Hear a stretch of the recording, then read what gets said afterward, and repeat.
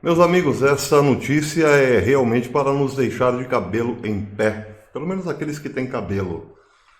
Na semana passada, o bispo Bergoglio pediu, lá desde o Vaticano, que a ONU criasse uma força, um poder supranacional para salvar o planeta, baseado no argumento de que o efeito estufa ou o aquecimento global estão simplesmente acabando com o planeta. Francisco pediu, ou melhor, ordenou à ONU que crie uma força que consiga atuar independentemente dos interesses nacionais, uma força supranacional que possa tomar decisões sem precisar consultar países, ou presidentes ou governos. Ou seja, Francisco estava ali fundando, dando o pontapé inicial, lançando a pedra fundamental do governo mundial, simples assim.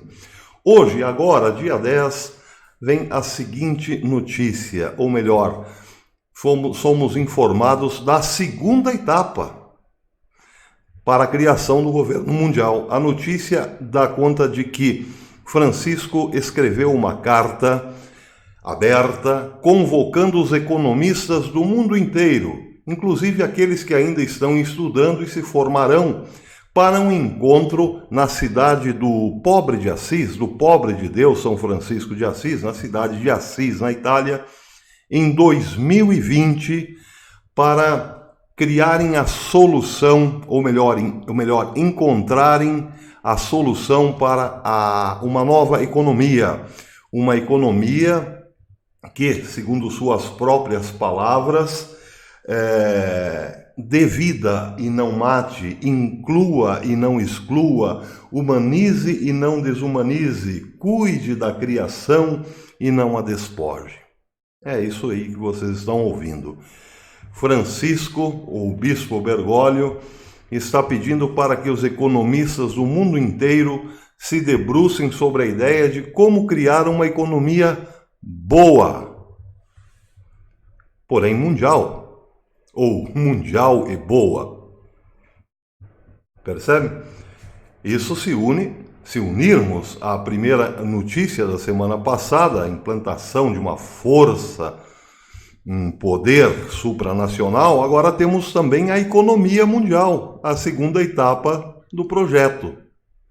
É claro que isso é uma grande falácia, porque economia boa não existe, é impossível. O que pode existir e o que existe de fato é a economia de mercado. Muitos tentaram modificá-la. A União Soviética, por exemplo, está aí para provar que a economia planificada, por exemplo, não dá certo. Tentaram implantar uma economia cuja toda a cadeia de produção fosse controlada e viram que é impossível, simplesmente não dá certo. Uma economia toda controlada gera apenas desabastecimento, carestia, fome e miséria. Foi assim na União Soviética, é assim em Cuba, é assim na Coreia do Norte e é assim na Venezuela. O mercado, ele existe por si mesmo, vamos dizer, ele se regula por si mesmo. Uma economia baseada no mercado é praticamente um mistério, mas é a única coisa que funciona.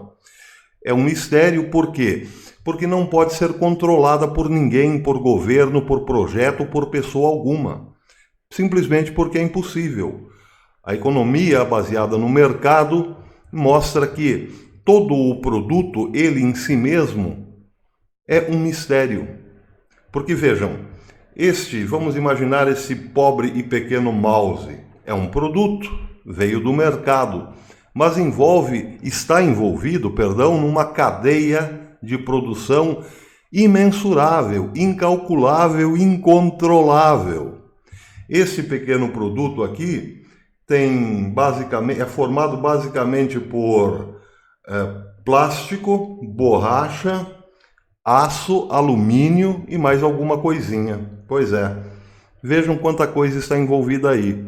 O sujeito, para colocar uma pecinha de aço aqui dentro, é preciso que exista em algum lugar uma siderúrgica.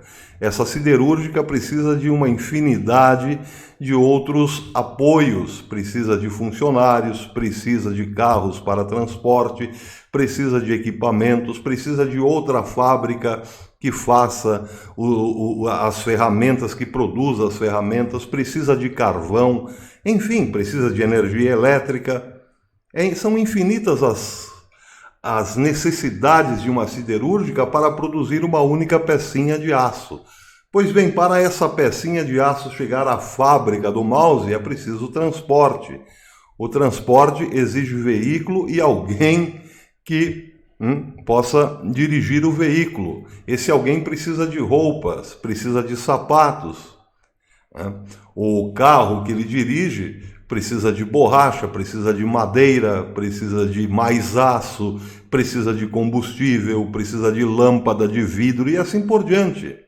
A madeira da carroceria, por exemplo, precisa de alguém que vá lá e corte a madeira. Para cortar a madeira é preciso novamente o ferro e o aço.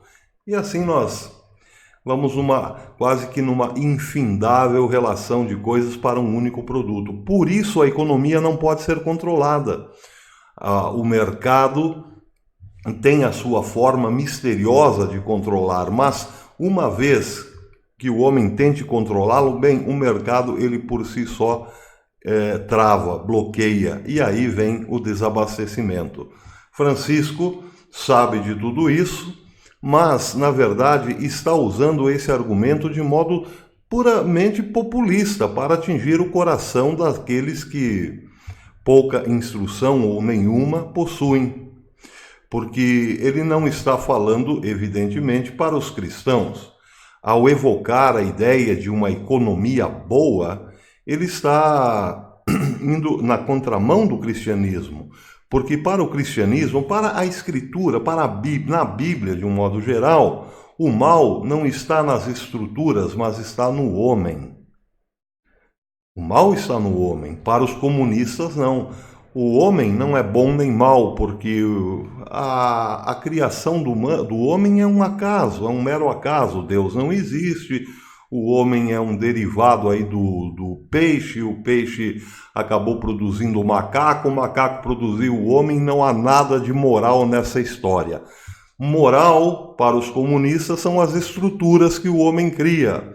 Mal, por exemplo, para um comunista, é o capitalismo. Mal é o patriarcado, percebe?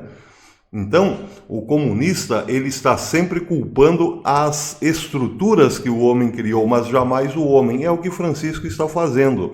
Ele está chamando a economia atual, a economia de sempre, melhor dizendo, a economia de mercado, de ruim. Portanto, está pedindo uma nova economia, uma economia boa. É o velho discurso comunista.